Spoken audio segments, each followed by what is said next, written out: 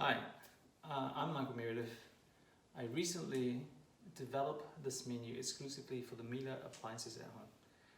The main focus and the main idea behind the inspiration of this menu was about sustainability. Sustainability, I feel, is very important in our everyday life, especially now, looking to the future and looking into our environment and obviously the way we shop, the way we store our food, the way we source our food.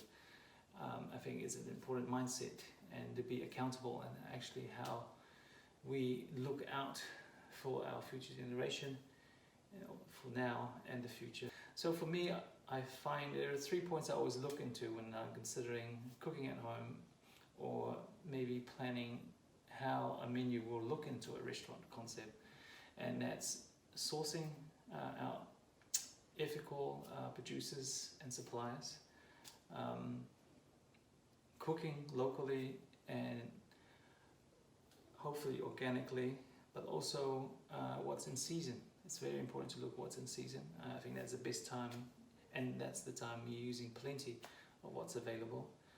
And then the last thing I always consider is a menu or a dish utilizing the whole ingredients. So there's a minimum waste or no waste concept of thinking into planning your food ahead. So this menu hopefully will give you some insights and maybe some inspiration how you actually can plan for your next meal. And with dishes with the format of the dinner, we've created canapes, and then we got an entree, a main, dessert, some sides, and everything in mind of what's in season.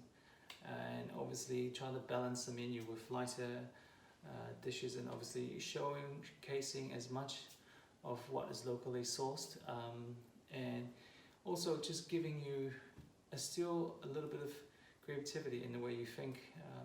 Some combinations of things that you probably already thought about, but actually changing the texture and utilizing different elements of it can give you some new inspirations and some new ideas that you can master at home with your Miele ovens.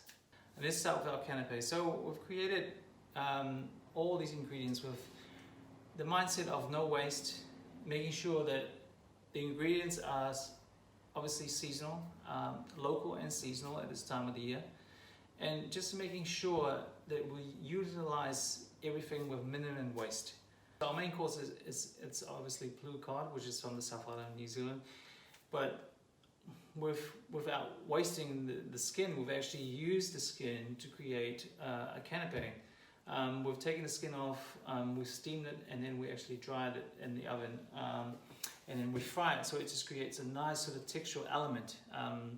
And then on top of that, we've created, we've used a little bit of sour cream or cream fresh, seasoned it with a little bit of zest of lemon and juice.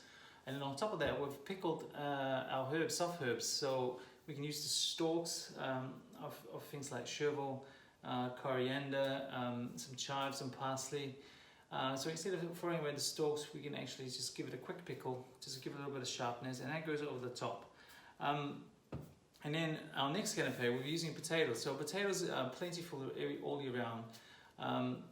With this recipe, we're using the whole potato. We've steamed that, and if you're a big fan of kuma or sweet potatoes, you can substitute that. I've also used pumpkin in the past, so if you're going to use the pumpkin, maybe just give it a peel on the outside. The skin you can save, you can put that through your veg stock if you're going to make some pumpkin soup.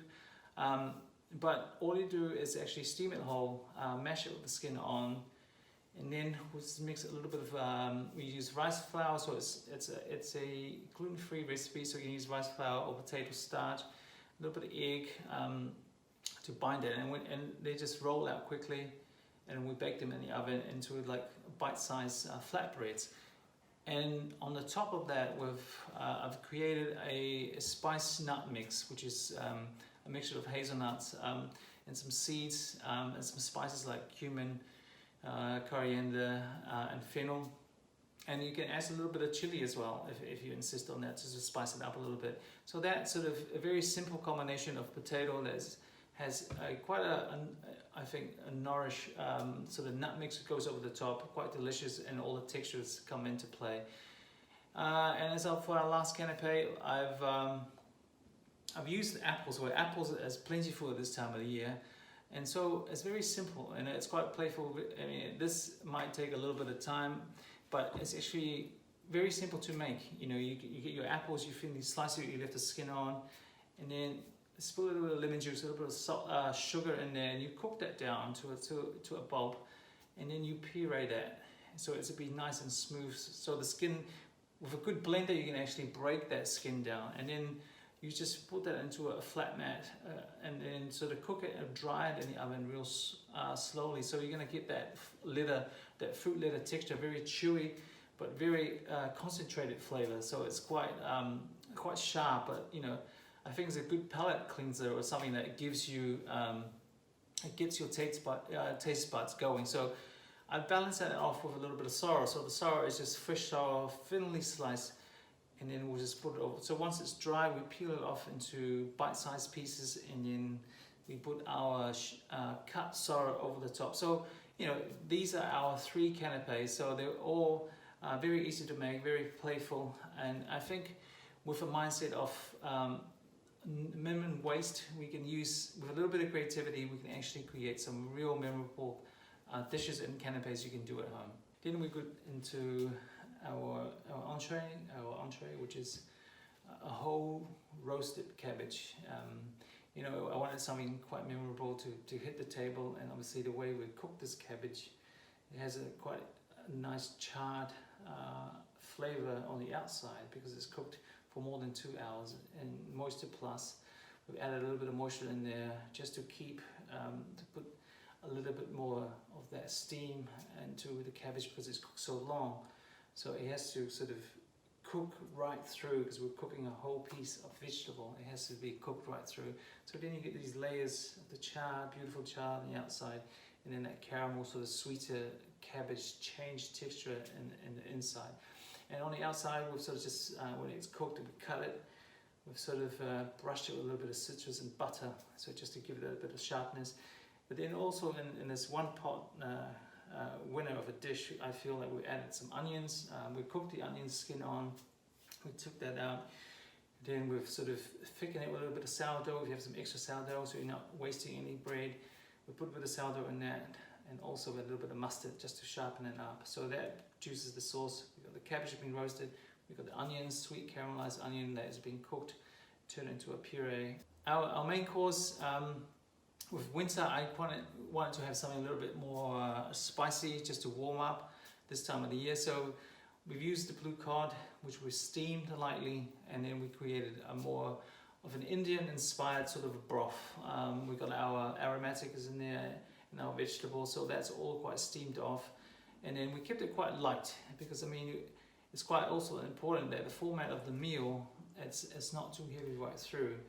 And with our entree, the cabbage, have all these delicious sort of richer flavor, but then we got the main course in our fish that's slightly lighter, with nice aromats through that, and steamed, so we kept it nice and light.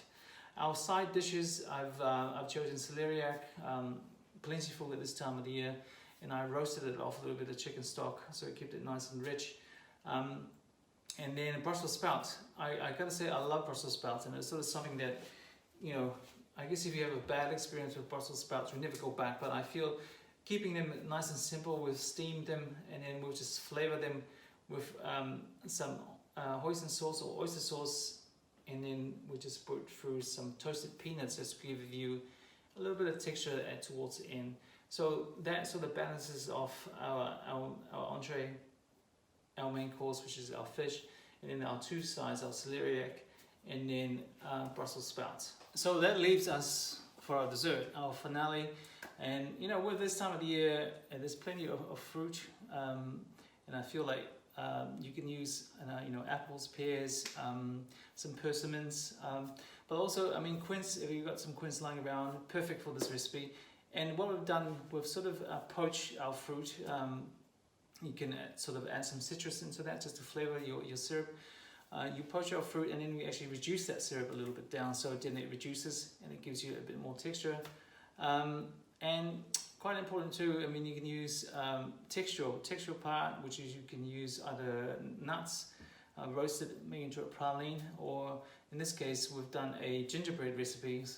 So it gives you also, you know, a little bit of spice in that. So it's a sort of warming sort of spice at this time of the year. It's quite amazing. So, you know, we've done a ginger nut recipe that has been baked off and then cut up into pieces to give you that texture. And then we've used mascarpone that has been flavored with a lemon and a little bit of thyme. Then it goes over the top. So it's a real simple recipe, but it's sort of something that, you know, it's quite satisfying at the end. And it's about using everything that's in season right now. So hopefully these recipes and this menu will give you some inspiration that you can actually create them at home. So if you feel like having a go at these recipes, visit our website, the Miele Center website, and you'll find all the recipes there. So enjoy them, and please do have a go and use seasonable and local ingredients to create a sustainable way of cooking at home. Thank you.